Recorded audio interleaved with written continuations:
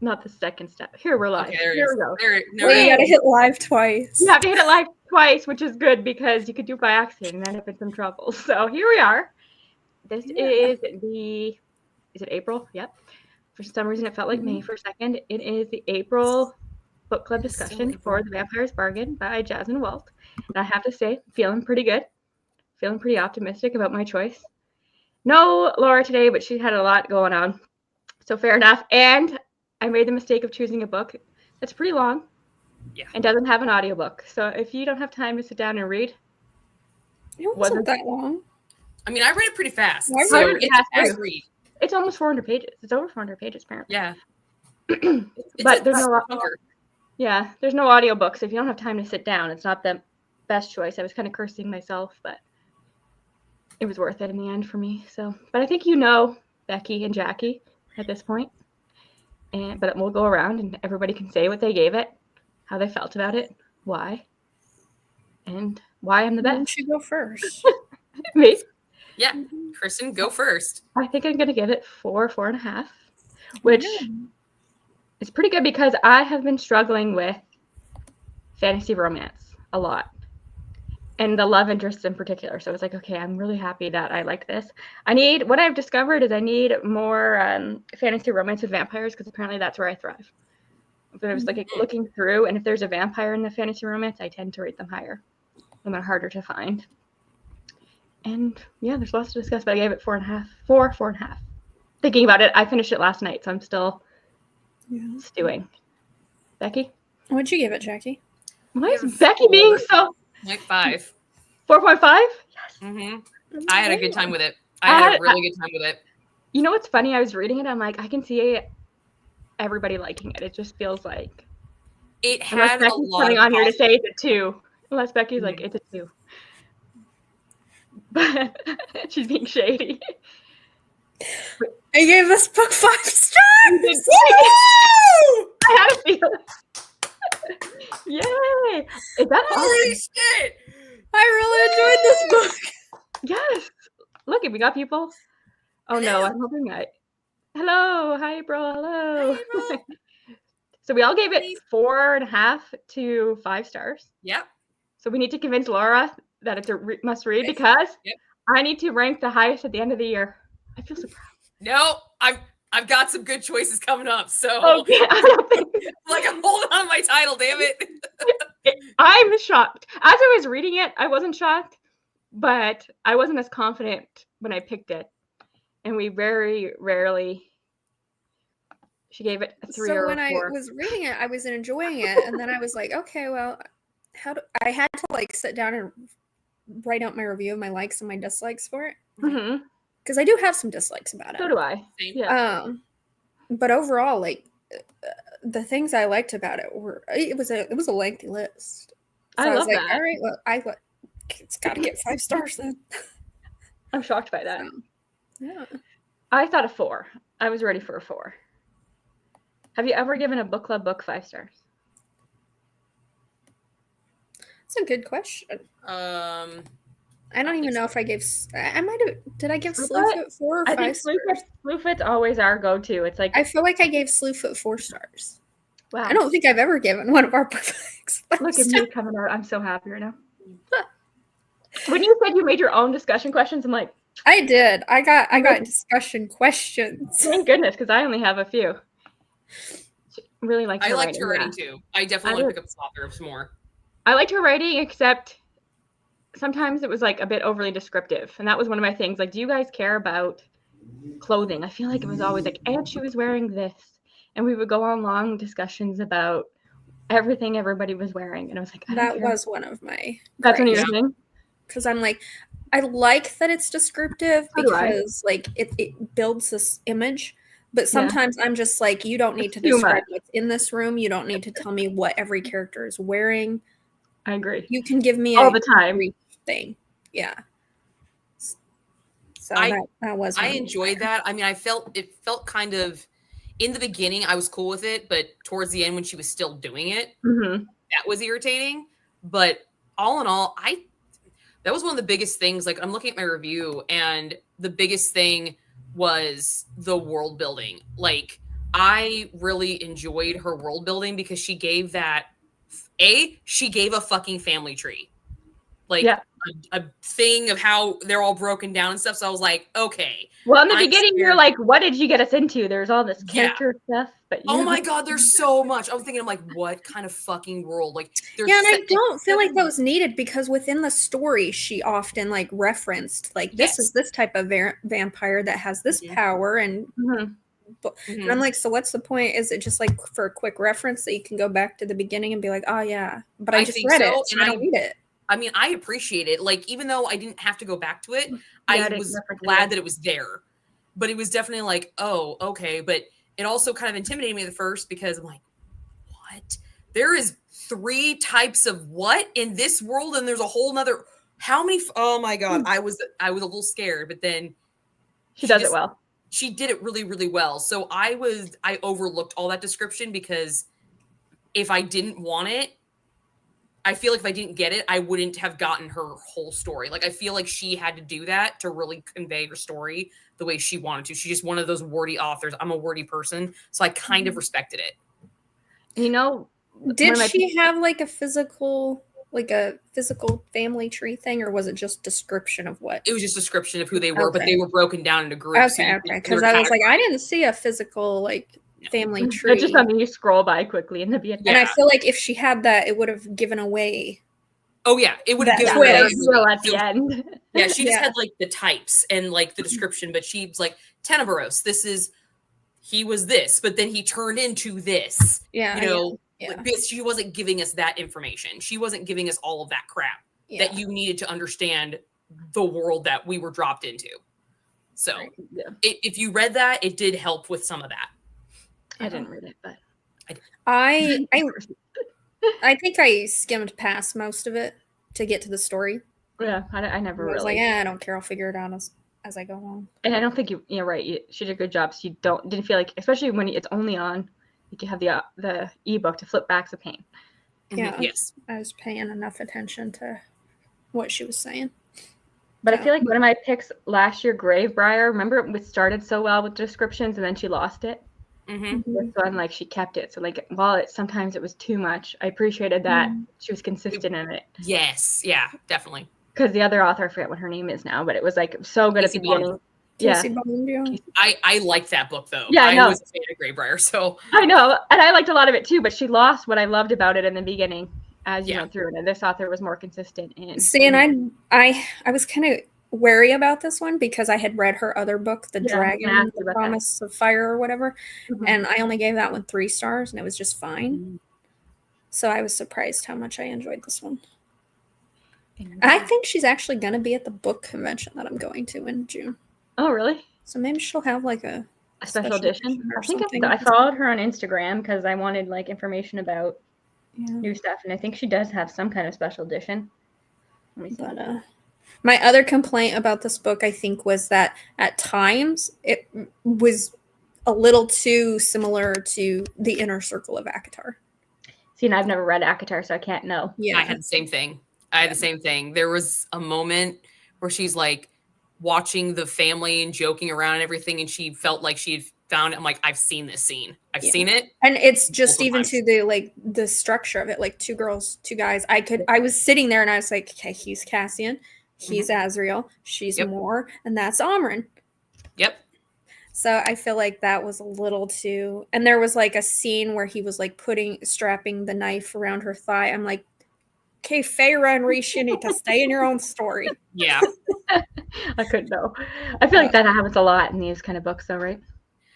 I feel like a lot of the fantasy romance genre, Sarah J. Maas is like, I don't want to say she's the queen of it, but she is like the blueprint top tier. So anything that she's done, if it's done in any other book, it's automatically be like, oh, she's done it, even though it was done prior to her ever writing. Yeah, I know. But everybody's like, but everybody knows it because of that. Yeah. Yeah. So I feel like that's just going to be kind of the name of the game. And eventually it'll take about a generation for it to really cycle all the way through. It'll take another SJM with a completely different perspective to really I feel like if she had mixed up the, like maybe if there were all men or 3 girls and a dude, it would have been a little bit different of a dynamic that I would have been like, okay, I see this found family, which I like, but this is making me feel a little too much like you're trying to emulate the Inner Circle group. Yeah. But, you know, it wasn't enough for me to, like, totally hate the story. Obviously not, because you gave it 5 stars. Yeah. And I did like the found family. But see, maybe it's better that I never read SGM, so I never get distracted. It never takes me out of a story because I can't make that comparison, right? Yeah. And I don't, like, link other books because they have similar things. It's like I wouldn't notice that this had the similar thing to something like an Unmarked Witch or something, because it's not like, you know what I mean? Well, you also had, like, the way the whole book's set up. Like, I mean, we dropped right in, and she gets rescued, but she's rescued into a world that she doesn't understand. Throne of Glass wasn't like that, but she was kind of taken out of a captive situation that she was put in by somebody she trusted. So you also had that. Like, it started off like that. So there was that vein throughout the entirety of the book, but I'm not gonna lie, I was very, very happy reading this book. I enjoyed it a lot. I had fun with it. And I like vampires. I'm also a vampire girl. Vampires. So I enjoyed the vampire and the witch dynamic, and then you have that crossover. I was like, okay, good. And then you end it like that. I'm like, shut up. I saw that coming. Didn't see it to that level of that coming. I didn't see that coming.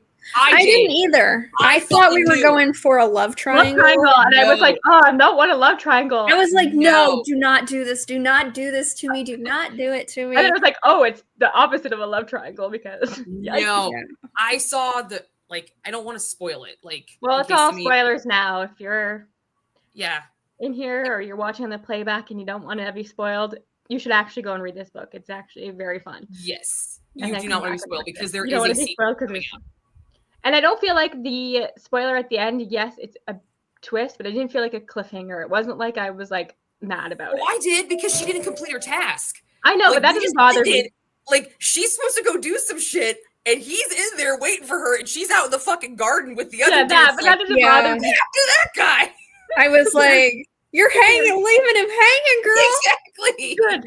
He deserves. It took you a while to, you know, shadow mist him to a fucking forest where he will explode, and you're just like, well, do. My boyfriend's waiting for me to kill his daddy. Yeah, to kill our father. Dad. And for being the badass hunter, she does a lot of dumb stuff. Saw that one.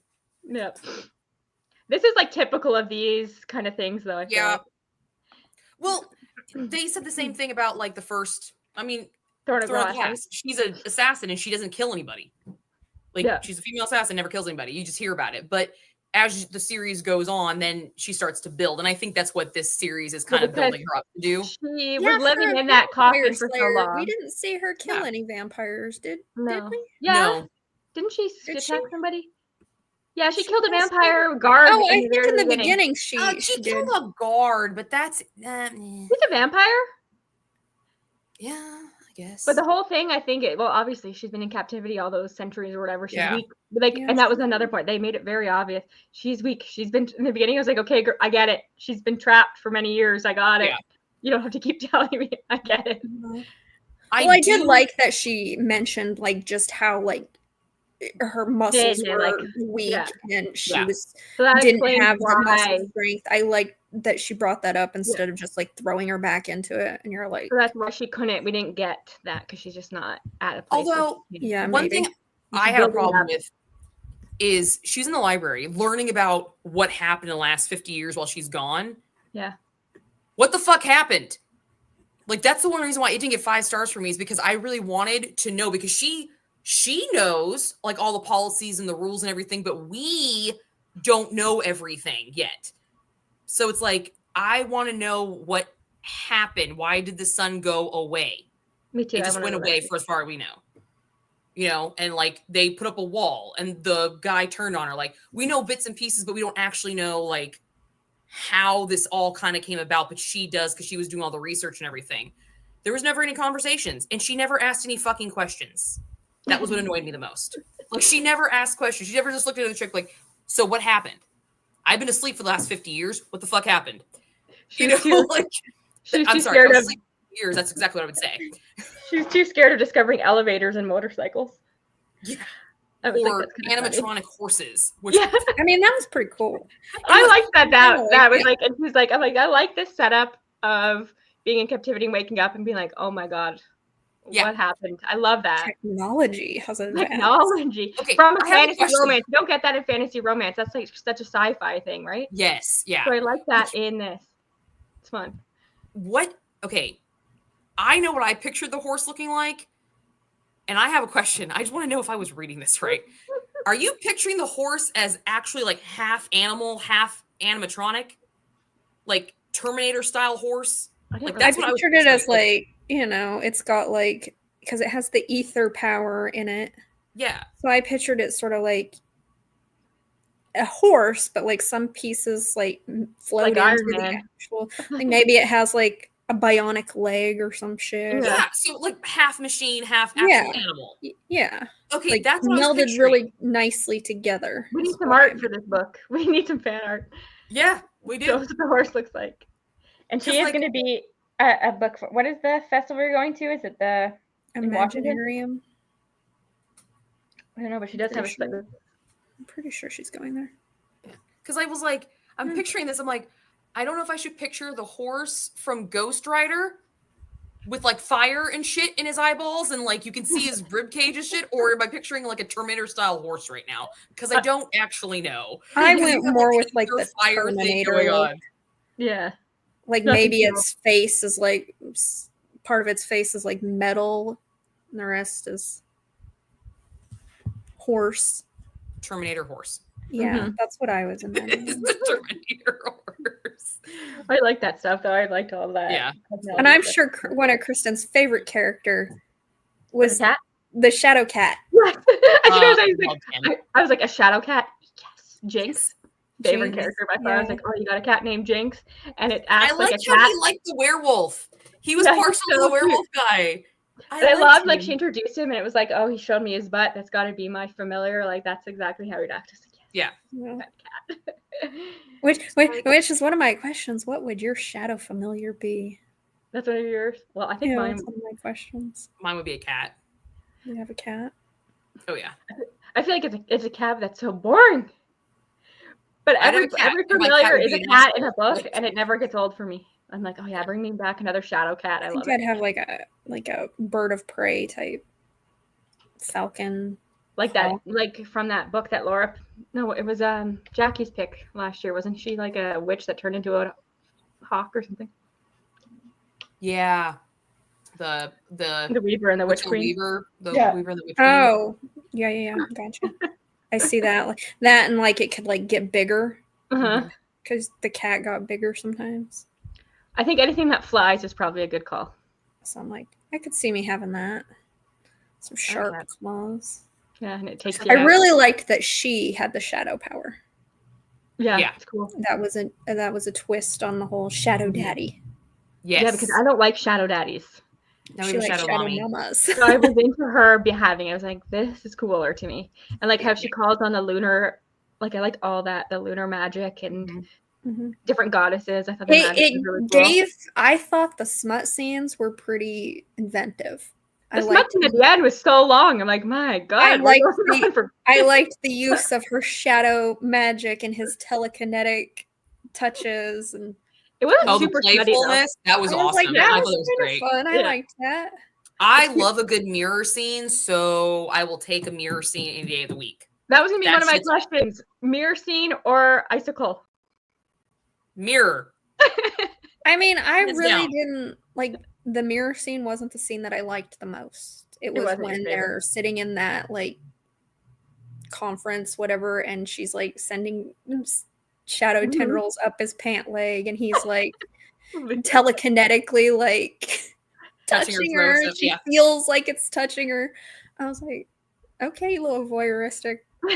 That's why I like the mirror scene. I fucking love that shit. That was pretty cool. I love when I saw the mirror scene, I was like, yes. And then they did the finger thing. I was like, yes. That is a solid gold move every time for me. Like in a book, granted that's an SJM move. I don't care. I don't fucking care. I love that. That's a huge turn on. I love that move. I love it. No, I thought the smoke scenes were pretty inventive. And it was like it's not super. And they were. It was a slow burn too. My God, it took a while for it to get there. I was like, "Good gracious!" I was wondering if we were even going to get it. Yeah, I didn't think we were going to get that in this book. To be honest with you. Okay, so here's the thing: when we first got introduced to the other guy, Casimir. Yeah, Casimir. Yeah, his name. Okay, when we got introduced to him, I thought love triangle. I did, but as it went on, I was like. No, this magnetic pull, like I don't feel like there's a soulmate thing there because the way she talked about the longing between her and the Max. Thank you. Keep wanting to say their titles. She wrote it differently. This was more of like a bond that was already there, and I'm like, and then they mentioned something about twins. There was another set of twins. Oh, the other heirs, the one that could be the seer and Cassium or whatever, they were twins. I was like, oh, they're siblings. I did not. They're siblings either. Which tells me there's going to be something with that because these two are half and half. Those two are full. I think there's going to be something with the twin forces in the next book. I really think that there's going to be some dichotomy with that set of twins against twins, which would be like once she caught it, I was like, oh, that makes sense now.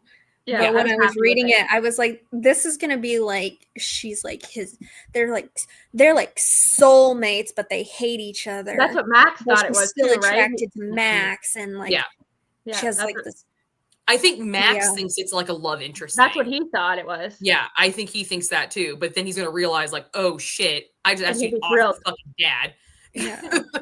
So, but no, I really hope that the next book they do something with both sets of twins because they have that thing going. I'm like, oh, that'd be so. Because then why bring it up otherwise? Exactly, why bring it up? Yeah. Like there's gonna be some prophecy about a set of twins doing something, and I'm just like sold. If she'd gone the love triangle thing, it would have been. I would not like it. I would have fucking hated it. Yeah. Like, what would you have given it? 3. I would probably have DNF'd. What was at the end? So how could you DNF? I would have DNF'd it at 95%. You would have not continued with the series. I'm assuming you're going to continue with the series. No. But because it isn't, I was like, oh, thank God you didn't do that. Thank you, Jesus. A better twist than the ones that we got in Phantasma. Sorry to say. Yes. We came up with all these theories for Phantasma that were better than what we got. And I think Jazz and Walt. Yeah, I don't think I was like I wasn't coming up with like, oh, I bet this is this and this is this when I was reading. I was just like in it. Yeah, I was just going for the flow. But I was like, I was hoping it wasn't a love triangle. I'm like, please. But I didn't come up with other scenarios because of course it was going to be a love triangle because it's what it always is. It's what you do. We were wrong. Yeah, I was happy wrong, and I'm so happy we were wrong. I'm so happy too. That's like, when I was like, and I'm following this author on Instagram. Thank you. Yeah. I just love the fact that that's where they cut it. Like I was just like, man, you cut it right there. So that's where the cliffhanger is. It's like you drop this bomb. It's like continue with the story in the next book. That's nowhere near being released. I was gonna say, where is she even writing it? That's why I had to follow her. I'm like, what's going on here? I think April mentioned something. She met her at Romanticon, and April said that she was revamping it or something like that. Or so it's written. So I don't know. Goodreads didn't have a title for it. I only got the title from the ending on my Kindle. I'm gonna have to look into it because I am a Goodreads librarian, so I could technically add it if I wanted to. Very good. My other question for Becky was, how do we feel about the pet name Kitten? Oh my fucking God. That was one of the detriments to it. I was like, God, I hate this. And he called her Kitten like so early on. I was like, uh-oh. I clocked that shit. I was like, for fuck's sake, really? I took a note and like asked Becky what she thinks of Kitten. I understand you don't like the name Kitten, but her name was Katana. So at least it kind of played with it. And I think that's one of the reasons why it didn't, like, every time I read it, I wasn't like, For fuck's sake. And it made sense, and with like he's calling her a kitten because she's like a little innocent. She's like trying to pretend she's something ferocious. Well, she has the cat. And then she's a cat. But as soon as he said, I was like, uh-oh. Yeah. I was like, God damn it. Thank God he didn't call her little kitten. I would have been like, that's just an oxymoron right there. Or redundant or whatever you want to call it. Was kitten already on your list of pet names? No, it wasn't. I haven't come across that one yet this year. It was a new entry into the, so there you go. I don't know if it was on mine or not. Hold on, let me see. You had one too? I didn't know you had one, Jackie. I love this idea that Becky did, so I stole it and I'm doing it this year. I should do it because now because of Becky, I noticed them. Like before, I would never have cared. Now you've ruined it. No, it was not on there, so that was a new entry for me. That's a new entry for you too. Yeah, I would thought kitten was more. Well, it's just for the year, but you would think kitten was kind of a common one. No. I personally like the fact that she made fun of it though. She had her acknowledge that they gave her the name Catherine, and they're like, "We can still call you Kitten." She's like, "Oh God." Yeah, she doesn't like it, so it's not realized it. Yeah, like, all right. She's not swooning over it. She was like, "Jesus, don't call me that." Yeah. Although, okay, so when her name came out that it was Katana, all I could think of was Mortal Kombat. Ah, me too. There was one scene. It was during the mirror scene, and I'm not even gonna lie to you. I'm not going to lie. When he's like, "I'm not that big of a prick to leave you like this," I was like, "Finish her." I just kept staring at my head. I was like, "Oh my God, it's awesome." That's hilarious. I'm sure that the author's probably a fan. You're just pull that. I would hope so. If you name your kid, your character Katana. Yeah, that went through my mind when I read it too. Yeah, finish her. Yeah, like if you don't, you're a dick. So, did you think that Max falls under the morally gray label? No, because sometimes characters are labeled morally gray, but they're really not. No. Do you think he falls under that? No, I feel he falls under the tortured hero because he is forced to do things to keep up appearances, but he's very secretive about how he goes about doing it. And like his morals are actually it's not like they're secret from anybody who has power over him, but everybody else knows that he doesn't agree with these things, so he's very loose about it. That's why like blowing up that airship was such a big deal. He put the target in that vicinity, but he didn't pick that target. Like he was very strategic about it, but then the dude fucked him over. So yeah, but like I feel like he's more just the tortured hero, which I feel like this is he probably would have been labeled morally gray. In like the authors, like when they do those stupid little things, I feel like morally gray probably would have been something that he was labeled as. But I was like, I don't think that he's.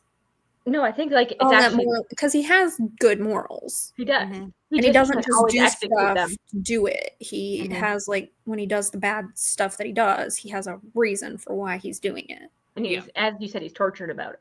Yeah. I did appreciate that he did kill that fucking vampire though. Yeah. Who touched her. Yeah.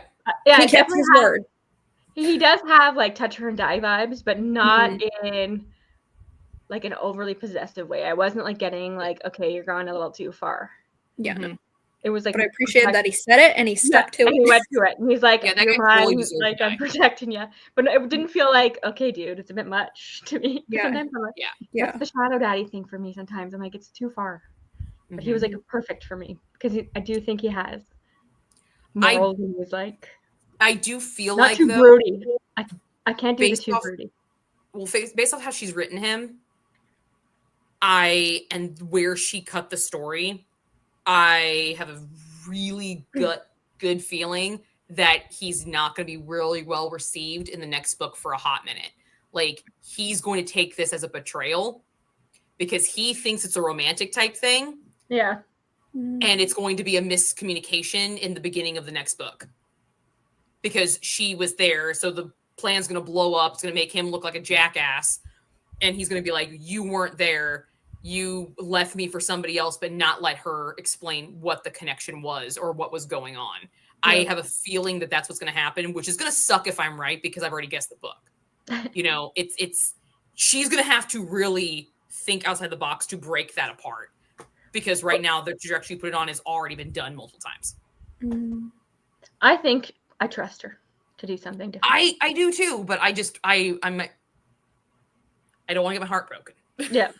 I don't want to like read half the book and be like, oh my God, I've read this before. Yeah. So I'll be sure to, tag her when I do our little breakdown.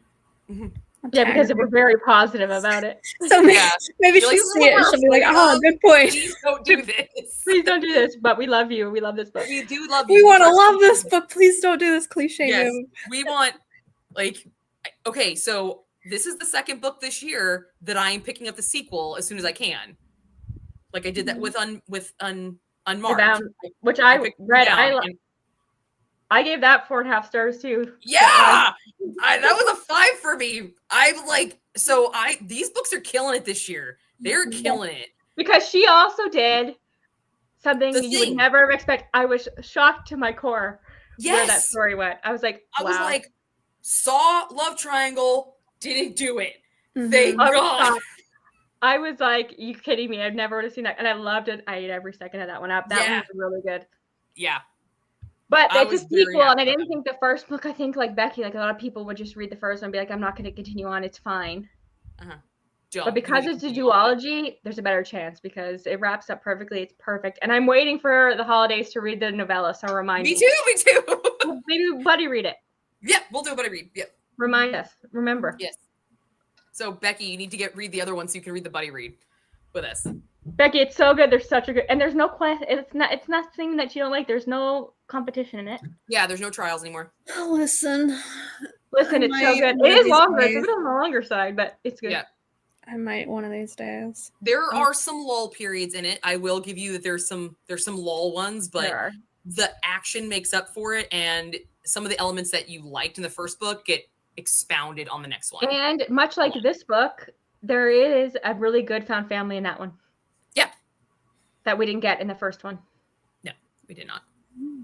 So it's this one's found family, I think it's going to be built up. It'll be It wasn't super strong in this one. I mean, it's there, but it's not like the main component of it. I think it's there. It felt like it was strong with him and the other, but because she's so new. Yeah. You don't feel as deeply because you're getting it to first person's perspective, right? It's just like first. Yeah. Yeah. So like you're not feeling it as much, but as she gets. But I knew as soon as like you met the other vampire, I was like, oh yeah, she's gonna have some banter with her. Like I love that. Yeah. I can't remember their names now. Eliza and. Are you ready for my super deep question? Yeah, give it to me. Do you think that you could work with somebody whose morals you don't agree with, see atrocities be done around you that you don't agree with, but still work with them for the long run to end those atrocities? Like Eliza's doing? Is that where this is coming from? No, like Katana did. Oh, like Katana did. Like she didn't like she didn't like what was happening with Max and his vampire. He didn't like that he was, going along with everything. Mm-hmm. But in order to sort of circumvent those atrocities she was seeing, she had to work with him. I feel like to sort of take down the king. I'd be shit at it. If you could do that, you'd be shit at it. I'm like, I understand the logic behind it, but I like me myself. I feel like I suck at this. This is not my mentally. Jackie's thinking deep about this. I would like to think I could, but more than likely, I would be somebody who'd get killed. So. Yeah, that's what I'm thinking. I just don't think that's not my destiny. I love that for her. I understand the logic behind it. But I feel like some of the situations I've been in my life, I feel like I could do it. But the minute that I felt like they lost the purpose, depending on the stakes that are at risk, it would depend on how I react. If it's something like, it depends on what the atrocities are that need to be fixed. I feel like if it was like a life or death thing, no, I don't. But well, like in this book, if you were seeing people being sacrificed for God you didn't believe in, but you had to pretend to believe in it, could you do it? Could you sit there and watch people? Yes. Be beheaded? Yes. That was a graphic scene, actually. But she could. I think I could. I don't. I think I could. If I would like to think I could, because I'm somebody who's like I can play a part real well. Yeah. Like I can pretend like I'm interested. Yeah. And I can pretend like I believe the ship. Like I say all the time, like it would be really easy for me to join a cult. It wouldn't take much convincing on my part. I'm like, you tell me what I want to hear. You offer me what I want. You say it all the time. I could join a cult.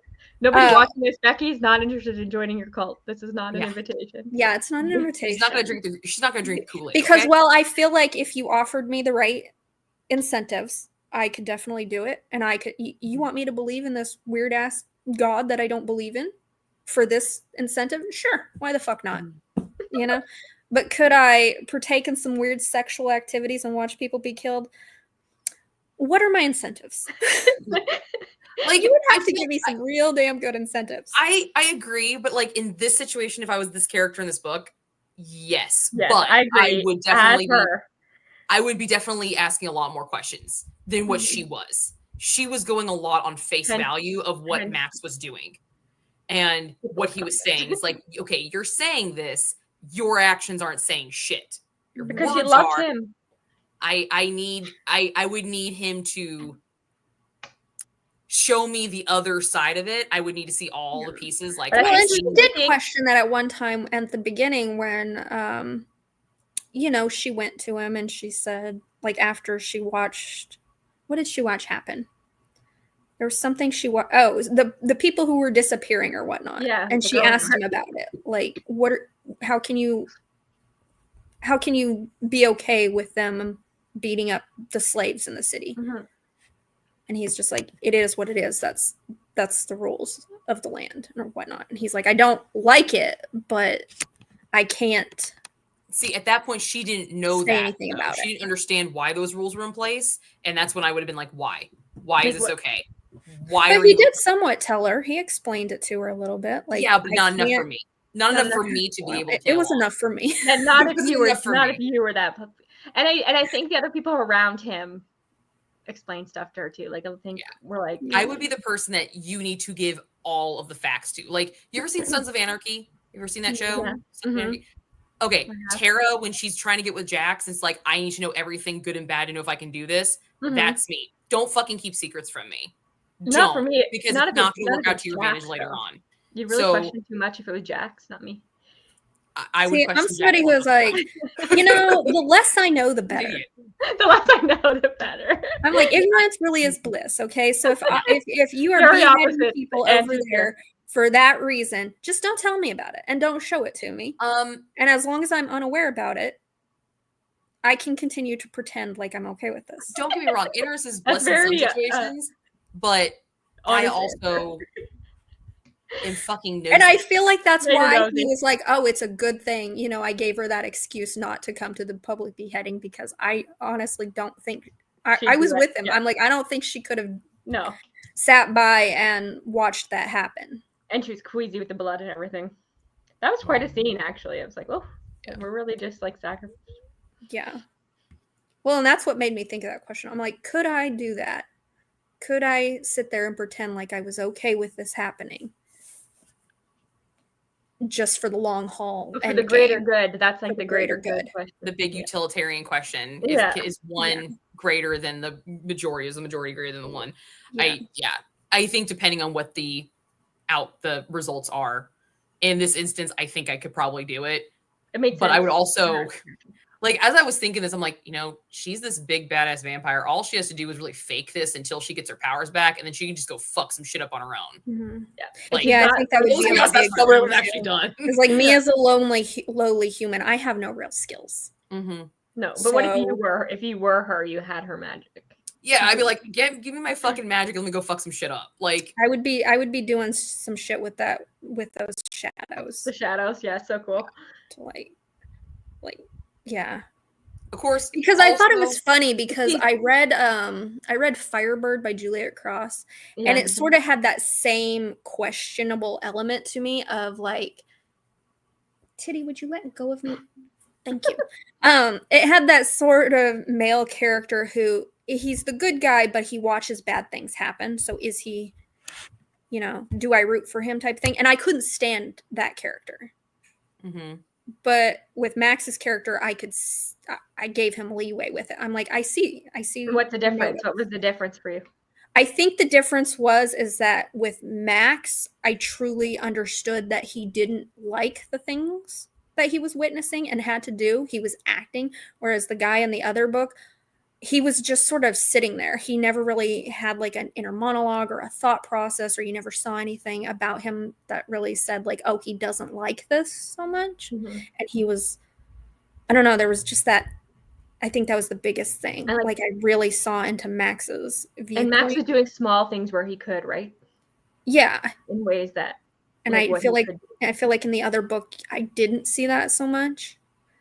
And so, because I was thinking about that, I'm like, why did I like that in this? Why did I like not dislike that in this book? But I really disliked it in the other book. That book is not getting good reviews. So it was an interesting juxtaposition there for me too. Like, why is that okay for me in this book, but not okay for me in that book? Better writing. Perhaps, yes. Better character development. Better like things like. Yeah. And this book is this just self-published? Mm-hmm. I will give that this book probably needs better covers because there's the one with the people on it and there's one with the dagger. Both of them suck. This needs a better cover. I prefer the one with the people on it. Me too. And I don't say that often. All the covers, like I'm confused. Has it been picked up or is this just her changing the covers? I don't know, but whoever is doing it, she needs to get a better. The person who's doing the cover art needs to read the fucking book because neither one of these really speaks to what this thing is. Yeah. Like it really doesn't. Like the colors don't work right. The font doesn't work right. The anime style drawing of people doesn't fucking work right. Yeah, it doesn't get the vibe.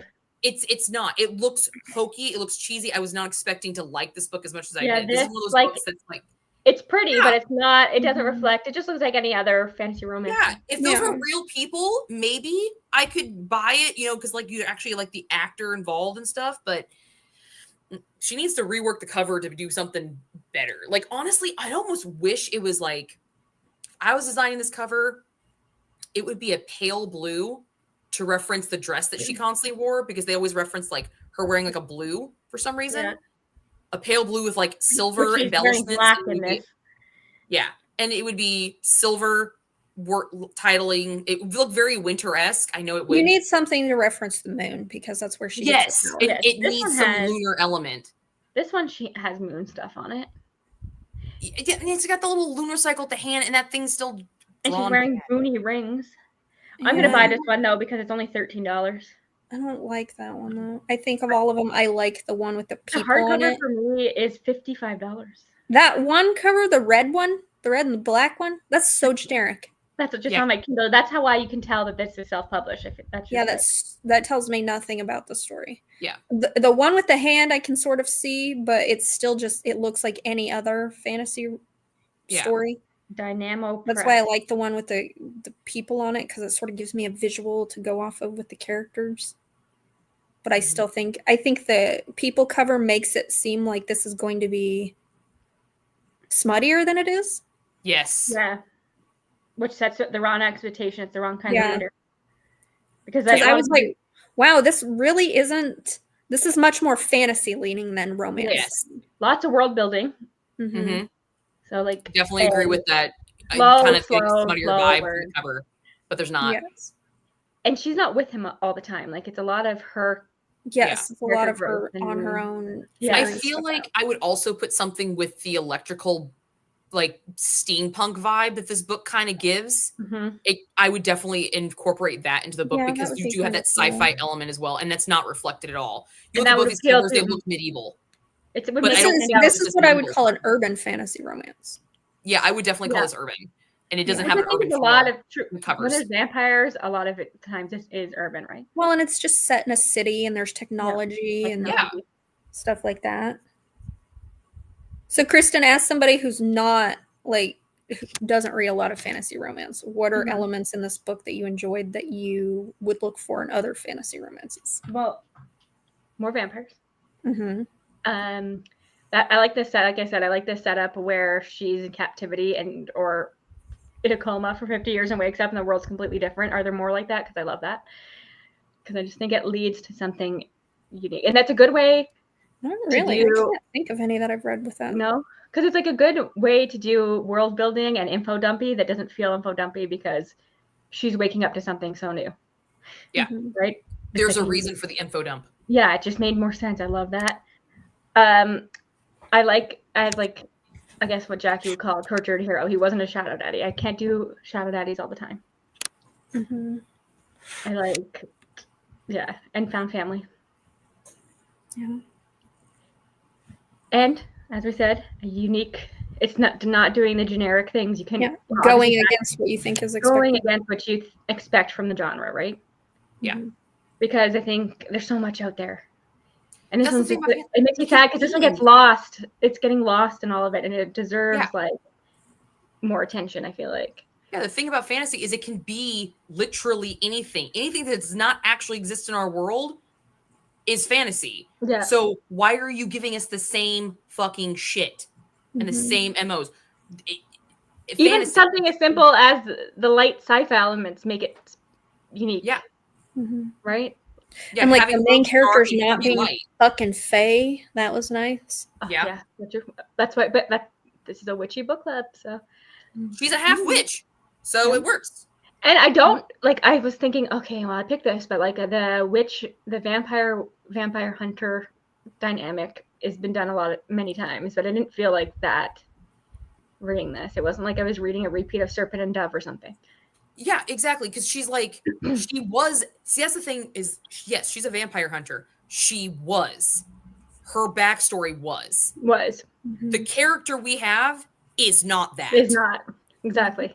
She is healing. She's coming into her own, which makes me feel like there maybe should have been another book prior to this, or maybe like something to see like how dangerous she was before. Yeah, like I could totally see this author. You know, it'd be really dope. And I hate when authors do this, but for this book, it'd be kind of awesome if she did it. So the show Spartacus, it was on Stars. They did Spartacus. Well, the lead character, the lead actor who played that character died in real life. So while they were casting him again, they did a prequel series of how this character that's coming into season 2 got there. And everyone thought it was fucking stupid, but it ended up working great. I could totally see this author, if she really wanted to throw people for a loop, because if she doesn't want to go with the stereotypical thing, this would be so cool to do, is to go back 50 years in the next book and tell that story and end it right where this book starts off. I like how she got kidnapped in this first book. Exactly.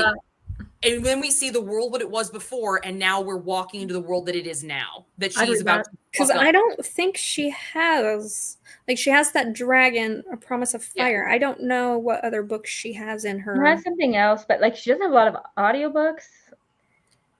Like, because you know, some authors they do that where they have those interconnected series. Mm-hmm. Oh yeah. I don't know if this is one of those. We need to get her more hype. Title, according to Kindle, is Vampire's Deceit. I could totally see her using that title and giving us the Vampire's Deceit prior to the 50 years, because we know it deals with her love interest, and her love interest ends up being a total fucking douchebag thing. You know, she found a secret. We don't know what got her into the box in the first place. We still don't know what he did to convince her to get in that box. We don't know.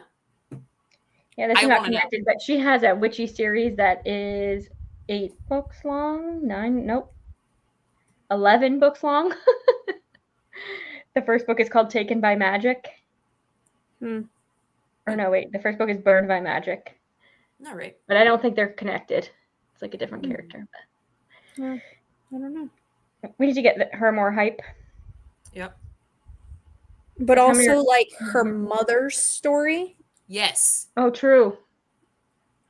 With him. Yeah, there are so many avenues that she's laid out that she like, could go. how in the hell did that happen? Yeah, she went back to find him, and him was the brother, not the husband. I thought we'd be getting more flashbacks. When we got the first flashback, I thought we were getting more of those, like where she has like a memory of conversations with her mom and stuff. Yep. Like, was that like a love match gone wrong? Was that an arranged marriage type thing? Was that like a sexual assault type thing? Like, yeah, like this. How did that happen? So the guy's a big if this is a duology, that next book is going to be fucking huge to wrap up everything. I doubt it's a duology. So she seems I doubt it is too, but you never know. But I could totally I would actually be okay with that. I would be okay with leaving the story hanging where it is and going back and putting her in that box as the second book in this series. I would be fucking okay with that because while she's in the box, you can show the breakdown of the world and give that whole story right there. Like you could put both of those in the same book. And then to get a prequel, this book would need more hype. It's got less than 1,000 reviews on Goodreads. That's sad. It is. It's really sad. I don't even know how I found it. Must have just been on my. Well, I remember you wanting to do it, and then I remember seeing April say she didn't like this book, and I was like, "Oh, Kristen picked that for us to read. Oh no!" I enjoyed it. Like I was surprised how much I enjoyed. I think. What all did I enjoy it? Hold on, let me look at my. But Promise to Fire has 22,000 ratings. Yeah, see, and I did not enjoy the hype around this author. Hold on, let me find. I'll be right back. I'm going to Minnesota. Be right back. Let me find my review. And of course, her last name is Nightshade. Yeah, Katana Nightshade. Katana Nightshade. The names, man, the names. The names. It's always the names. Always. What was the other one? It was like Silver. Is there a Silver Briar, or was it this? No, it was Silver something. Oh, always. Okay, so I liked the vampire fantasy romance. I liked the world. I thought it was developed well enough for me to visualize it. I liked that it was a slow burn. I liked that the female main character had shadow powers. I liked the found family. I liked Jinx. I liked the twists that I didn't see coming. And I liked the inventive, telekinetic, and shadow smut.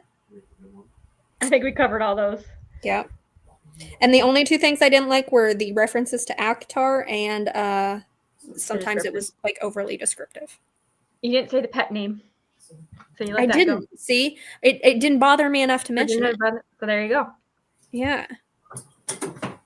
I'm really happy. And you know how I know we like this book? We haven't diverged from the conversation in which isn't that amazing? I'm so proud of myself. Cannot lie.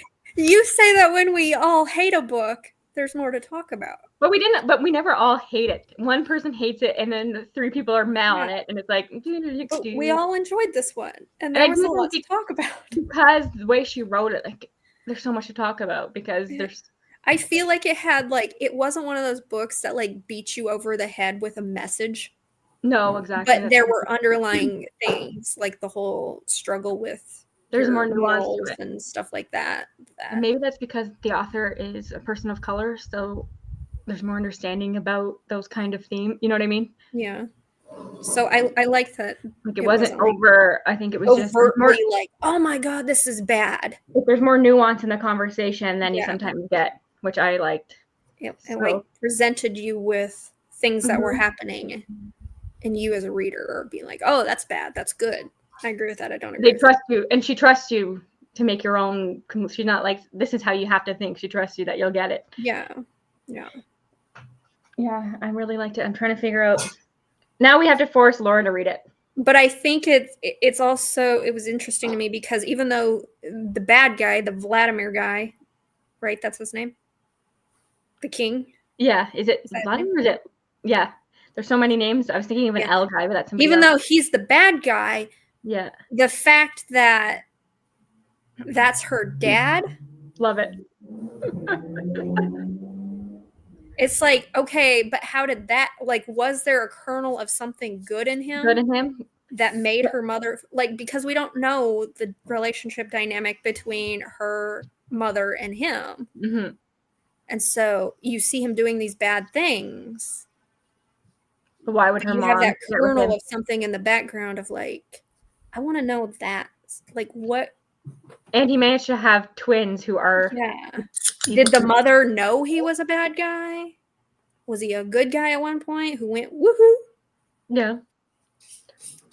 Where did he get this dark magic that he's using? He was always bad. Yeah, I feel like he was always bad. Hopefully, but I want to know. Yeah, hence why Jackie wants a book. We want a book of her before. We want a book of the mother story. There's a lot of stuff I want from this author, so which is a good sign that she's created a good world and a good story. Yes, but also like he's using that dark magic. But you know that one guy, the what was it called? Not the priest, but you know when they show up and that one creepy guy is there, she notices. Yes. Like the what's he called? Like the guy who helps the king. Yeah. Mm-hmm. I'm like Vizier or whatever. Mm-hmm. Yeah, I'm like, is he under is the Vladimir guy like a puppet? Oh, that'd be interesting. Is he being like manipulated by this other guy? I don't know. Like, because where does he get this dark power? I don't know. I'm curious. I'm not very often curious about bad guys and where their story begins, to be quite honest. But like, you're curious because you're now that that's her dad. Yeah, and like knowing that her mom obviously had sex with him, like, but I don't. If it wasn't consensual and it was like a rape thing, connotation, and she went to go back to get her son, not her husband. So yeah. Obviously, she didn't want him around him. But like, was it because he... like I need to go back for him? Like, I don't know how I didn't pick up on those clues.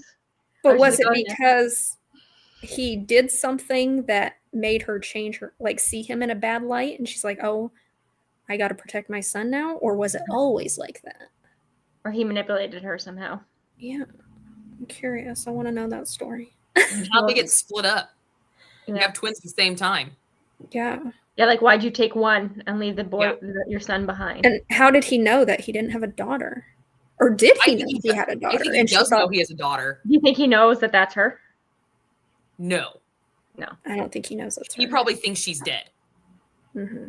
Which tells me, honestly, this is my fan theory here, okay?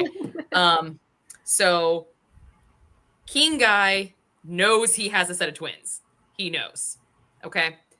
But he doesn't know Katana is the daughter. He does not know that. But he thinks that Momsy Poo took the daughter. And for some reason, I have a feeling that when he made Max's dad kill his wife, it is something to do with that. Like, she helped her get away. Interesting. Because Calix, I think his name is, he is so bitter about it. Mm-hmm. But he loved her. So she had to do something. He had to be under power, which might be under power, but also for him to still hold this bitterness towards her, she had to do something. And I think it was helping her out. They probably were frenzies. Yeah. And helped. Interesting. Because that's an interesting idea. Where the fuck is the combined twins' mom? Where's she at? I don't remember what happened to her. I don't know. Oh, she was because he said that her mom died. His mom died because she was an abort or whatever they called it. She was a human that could bear vampires. Yeah. Okay, that was another thing. That was another thing that didn't quite work is they were trying to explain that. So he's a natural born vampire. Mm-hmm. So they have to be born from human women because female vampires cannot bear children. Yes. Mm-hmm. Okay.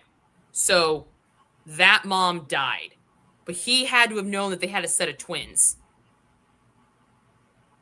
You would think. If that mom actually died. Mm-hmm. So he thinks that she's dead when he was born. Yeah. Which tells me, yeah, that's the connection. I guarantee you that's what she does. That's what I would do. If I wrote this book, that's exactly what I would do. Why don't you write a book, Jackie? Because no one would read my book. Yeah, but you're going to be in Jasmine's DMs like, okay, I know you're working on this book, but here's what I would want. I have ideas. Here's some fan theories. You should probably watch this. I'm looking. It says online. It's called The Bloodlines Deceit. Bloodlines Deceit. Yeah. And it says 2025. Cross our fingers. But that is true. Because we'll have to buddy read it. Yeah. Okay, I got one more question. Alrighty. Do you personally... Jeez, personal questions.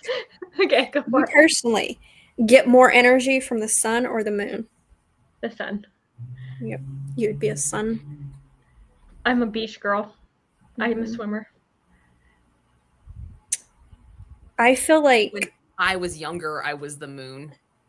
Now I'm getting older. I'm more energetic during the day. Me too. I feel like the sun gives me, like... It invigorates me. I'm happier in the sunshine. But it also drains me. It drains me too. Like, if I'm in the sun too long, it drains me. You come home exhausted. Yes. Mm-hmm. True. So I was. But I never look at the... Well, I guess I do look at the sun. I was going to say, I never look at the sun and I'm like, oh my God, look how beautiful that sun is. I always say that about sunset. Sunrise. But when it comes to the moon, I'm always doing that with the moon. I'm like, look how beautiful the moon is. Look how big it is. Look at that phase of it. And I'm always happy when I'm like looking at the moon and under the moonlight. I'm just like, it's so peaceful. I can see. So I feel like the moon calms me and brings me peace, whereas the sun invigorates me. You give me moonlight energy for some reason. I do. Yeah, like that feels like you're right to me. Yeah, because I do love the sun. Yeah, because you go to beach girl. Yeah. I'm not very much a night owl. Like, hello, I go to bed at 9 o'clock. Like, we look at the moon a lot. I'm not out enough to be actually noticed. Yeah, but when I notice the moon, like if I wake up in the middle of the night and I look out my window, I always look out my window if I'm like sitting on the toilet because I have a window right by.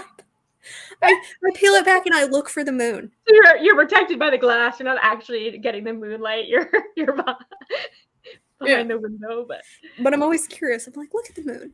I wonder what Laura would say. I feel like she's a moon. I think she's a moon.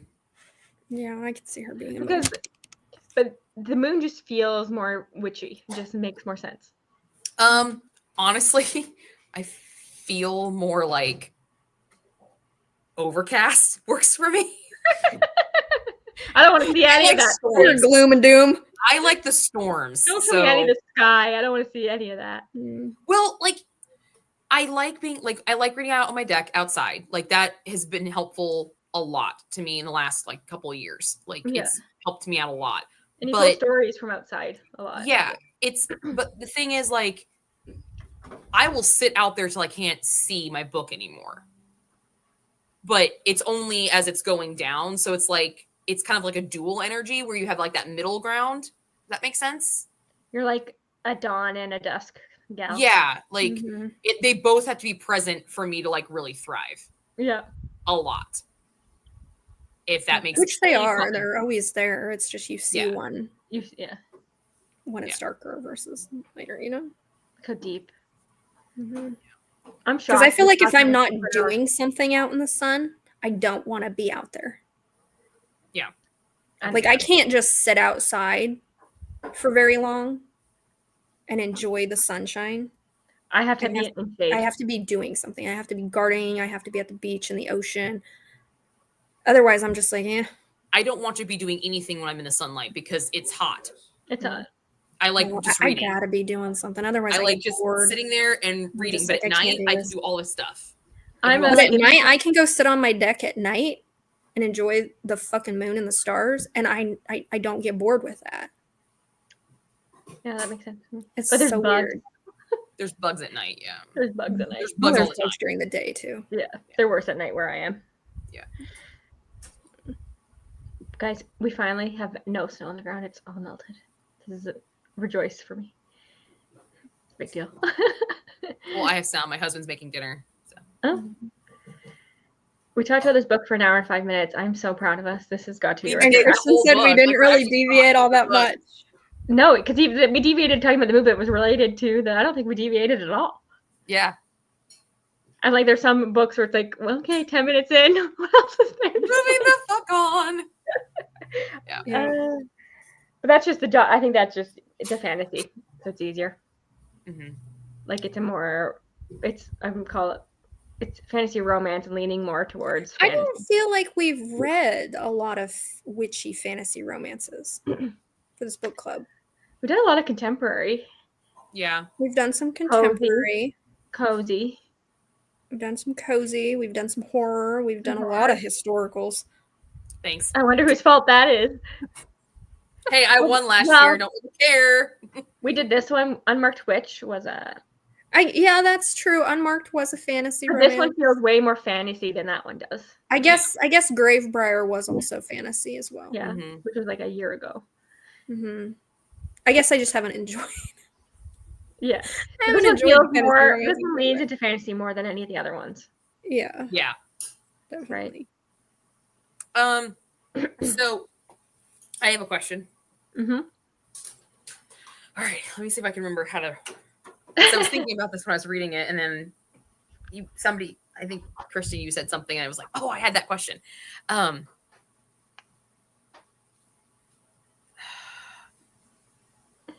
Oh yeah. So it was reflecting on the the Gravebriar book. So the Gravebriar book, it had all the the clans, the covens, the different types. Mm-hmm. So in this book, we have the different groupings, but then we have like subgroupings of them. How did you guys feel about that? Like, was that necessary? Was it overkill? Because like we have the psychosis vampires, we have the blood crazy vampires, we have the or the other two. There's 4. I have to look at my. We only dealt with 2 groups really, but like they basically took all the stereotypical vampire powers and broke them up into 4 groups. Mm-hmm. So how'd you feel about that, kind of having like their own covens within the vampires? Like, I don't think it was over complicated, because I didn't have any problem following. I think I was focused on what she was talking about in the moment, and I wasn't thinking about all the other. I think it's interesting to use the word coven because it's like witchy vampires out there. Yeah. So like kind of leaning into like inspiration of what the witches do. The vampires are like that too. Yeah. Mm-hmm. Where they have covens. I didn't really notice. Wasn't like I overthought it. Yeah, I wasn't overthinking it, but I also wasn't like confused by what she was describing. And then the witches, they like worship different goddesses too, right? Yeah. So that's all. Well, like some of them get their power from the sun, some of them get it from the moon. Yeah. Because is her brother the same goddess? I forget what she said to him at the end. Yeah. Yeah. Her brother's like the sun. Mm-hmm. He gets his power from the sun, I think. And he gets it from the moon. The brother is the lunar. Is he? He gets his power from the moon as well. That's why they're twins. Oh, I couldn't remember. He possesses the moon power, and she possesses the dark power. Mm-hmm. Okay. So the light of the moon, and she possesses the dark of surrounding. Okay. Gotcha. Yeah. Which I like that too. Like she's the dark, as Becky said. Like I like that she's like the shadow daddy. Mm-hmm. It's cool. Mm-hmm. So I'm interested to explore his witchy side more. Mm-hmm. Because obviously do something with light power, authors. Come on. Yeah. Yeah. Somebody mentioned that in like a reel or something. They were talking about how they were getting tired of the shadow daddies, so they wanted like a fire daddy. Which I think I'm like, do something with light wielders, because when you think about it, the sun, it burns you. You can go blind if you look at it. Like the sun can really do some damage. It's just not as broody. Yeah. Yeah. Whereas, like, what's the moon gonna do? What have you heard about the moon? I mean, I guess do you get moon? It controls animals. It controls the wave. It controls your tides and your emotions. Yeah. But like the sun can like literally burn you and start fires, and the sun also solar flares can cause things. And it's people are just into like the moon. Like I feel like authors could really lean into that. They could. It'd be interesting to And see. You know what? Make him a fucking blonde too. A blonde, fire, light wielding. I'm good with that. Gray. Becky, why don't you write a book? I have ideas, but I'm not good enough to like put it into a whole story. You should make a video. Give people ideas for stories, but I can't. I don't have the skill set to. You should make a video. If I was writing fantasy romance, this is what I would do. I'm always like, hey, you like this idea? Go run with it. Write me a story. Like I'm not a writer. I can't write. But if I were a writer, this is the kind of fantasy story. Yeah. I can't take criticism. That's why I don't write. I can't take somebody doing this to something that I wrote. Yeah. Straight up, I can't. I just don't have the. I don't think I have the will, first of all, or the creativity to like put the pieces together. I don't have the patience. And fill it out into a whole full-fledged story. I enjoy reading. I don't enjoy writing. Yeah, I tried to write a story one time, and I got like maybe 2 pages in. Yeah, I thought I'd be like, oh, because it makes sense if you like to read, you like to write. No, it's just not my journey. I'm not great at curating worlds. No. I can give you an idea. I can give you the. But it is fun to like take what would you do in this, but somebody else has laid the groundwork for us. So now we can say what we would do different or where we would go. You know what I mean? It's like a different thought process. Like I would do this. Yeah. But I can't.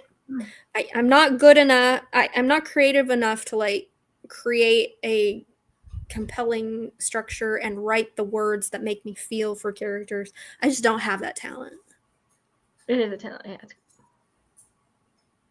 I'm a ideas person, not a follow through conceptual person.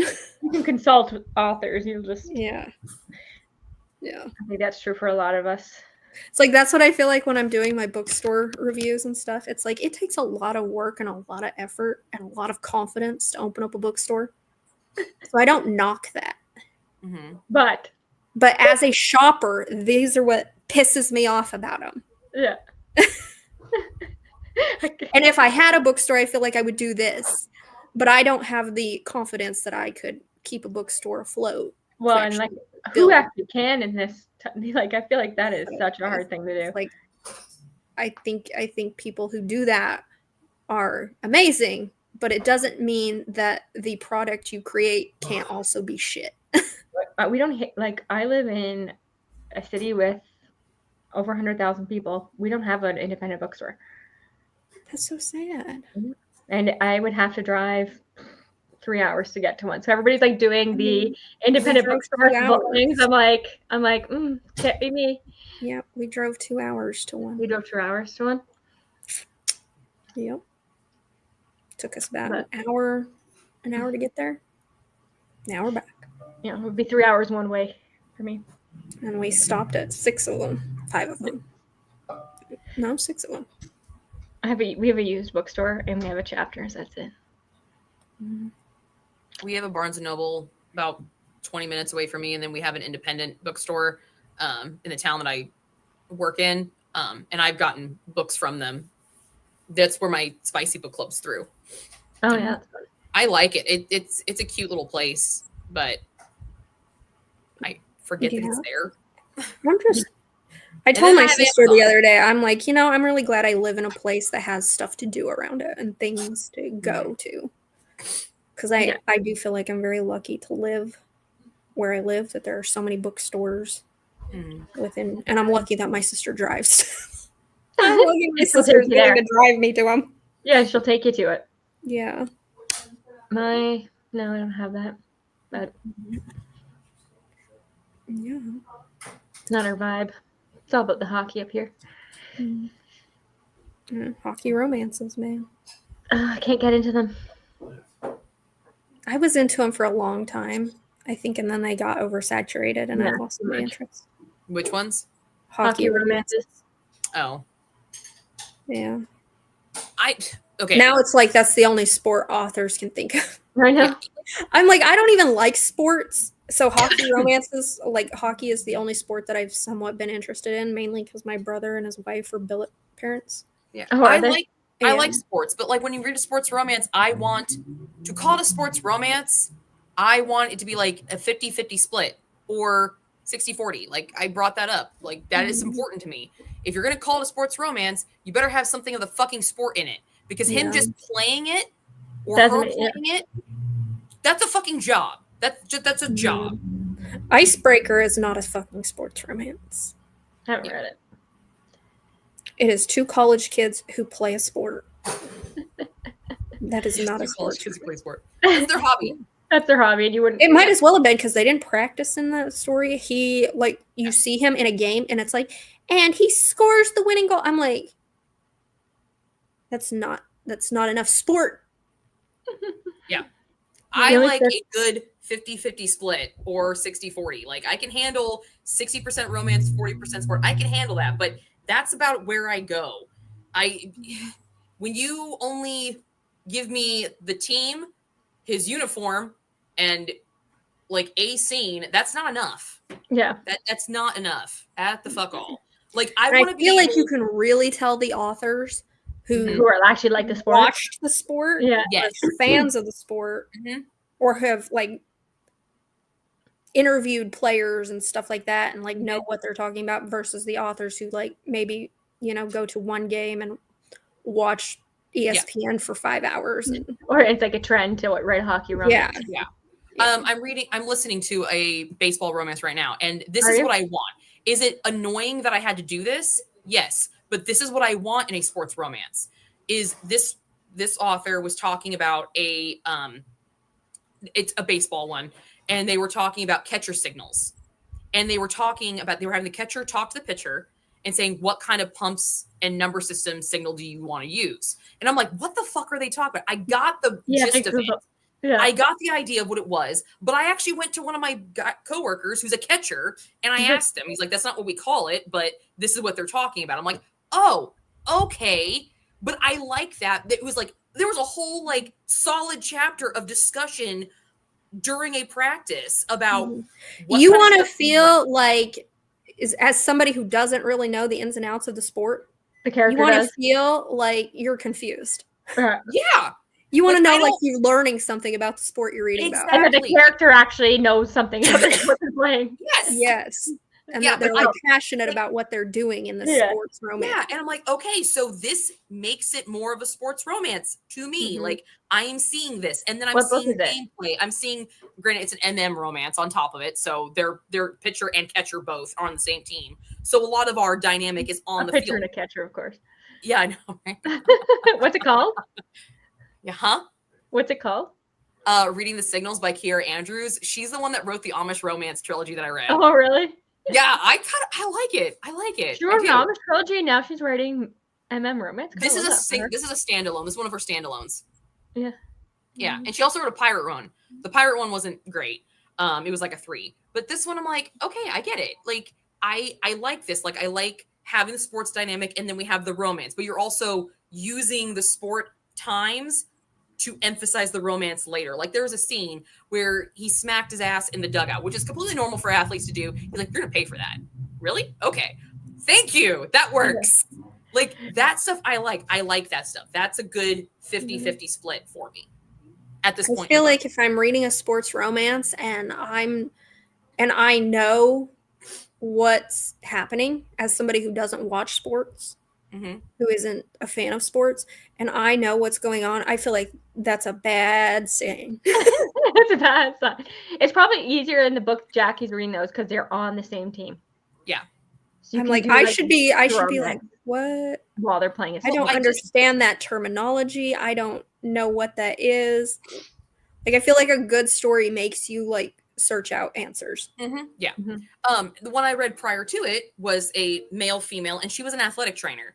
So a lot of the scenes of them together were after the game, but it was in a locker room or an athletic training facility with other fucking people around. I'm like, I've been in an athletic training center. I know for a fact this is not fucking private. God damn it. Like, this is stupid.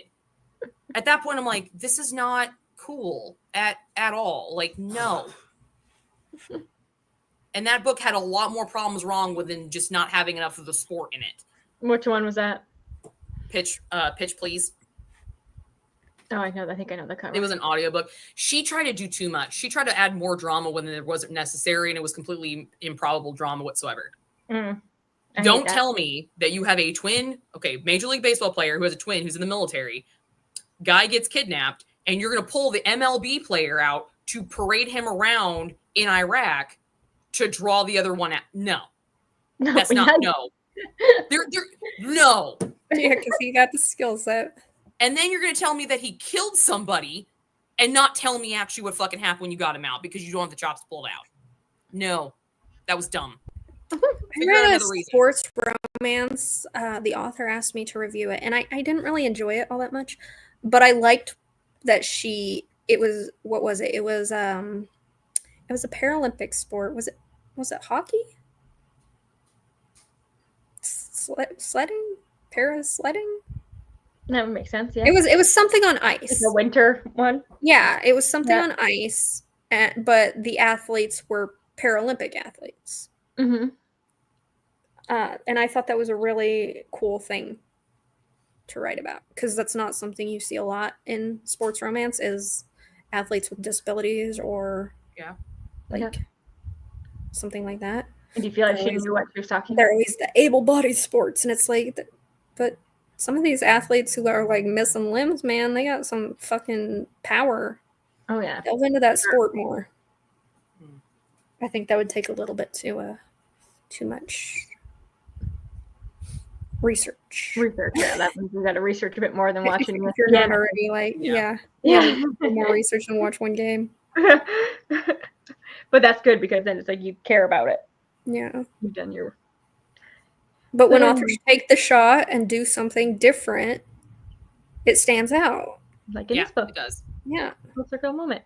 If you just follow the same script of everything else around you, because it's trendy, people are going to read it because they're looking for something. But you can only read the same story sometimes. Yeah, you can only consume the same thing over and over and over without a break before. And that's the conversation that's being had with fantasy romance right now.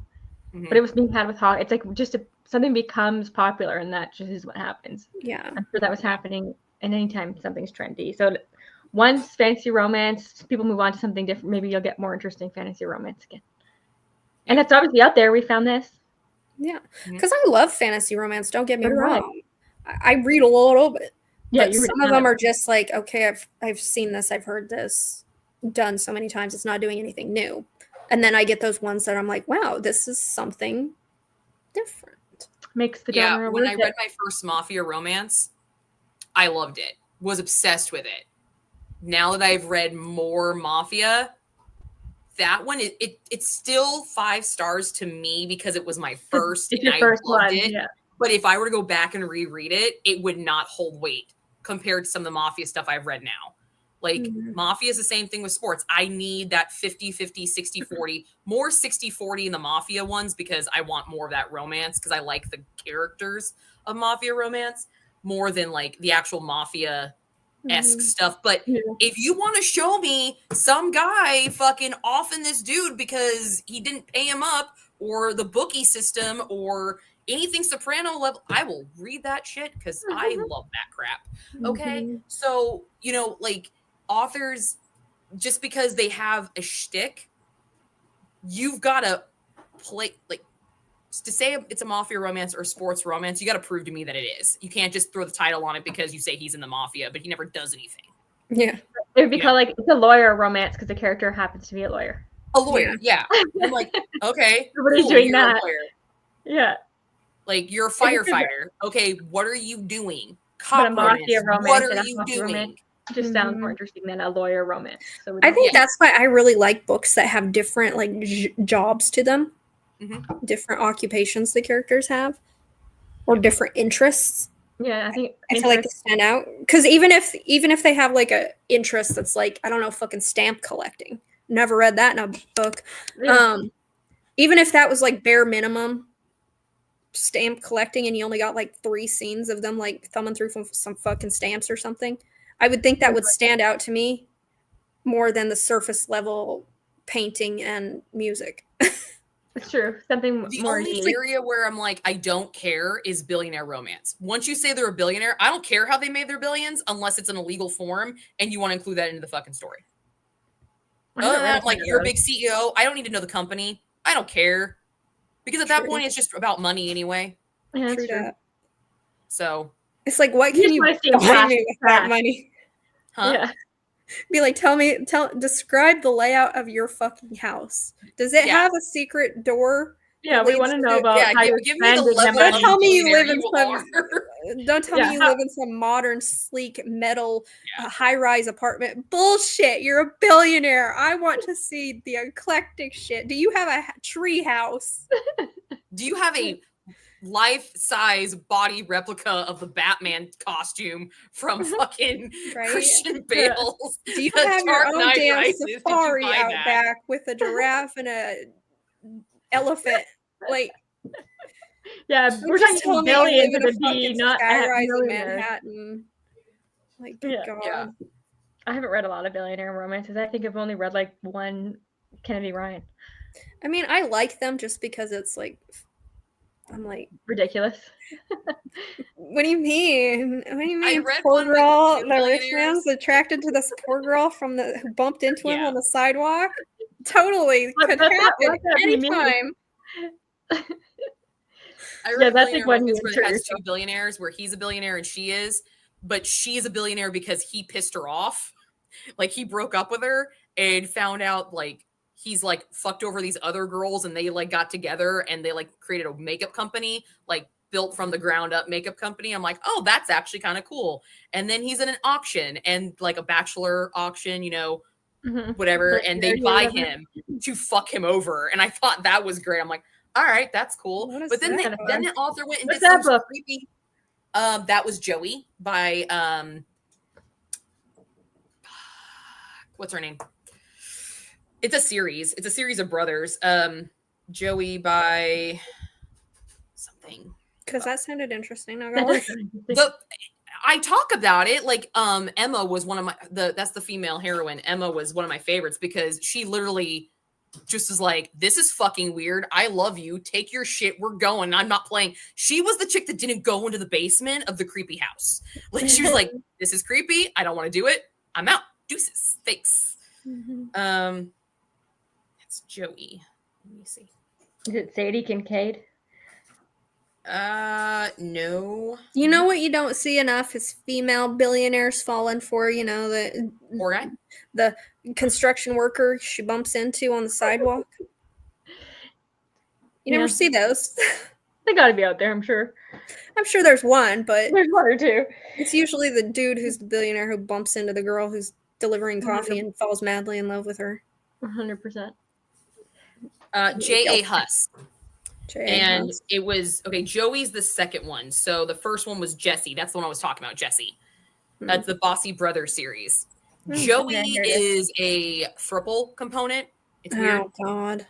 And it's based off lying, so I didn't really like her anyway. But I haven't read Johnny yet.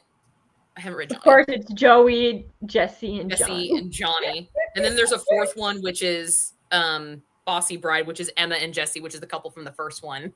Lauren is like sneaking in here with peas because we're about to eat dinner. Oh, yeah, we should wrap this up. He's doing the Captain Jack Sparrow walk. He's like, wrap it up, ladies. Just like meal.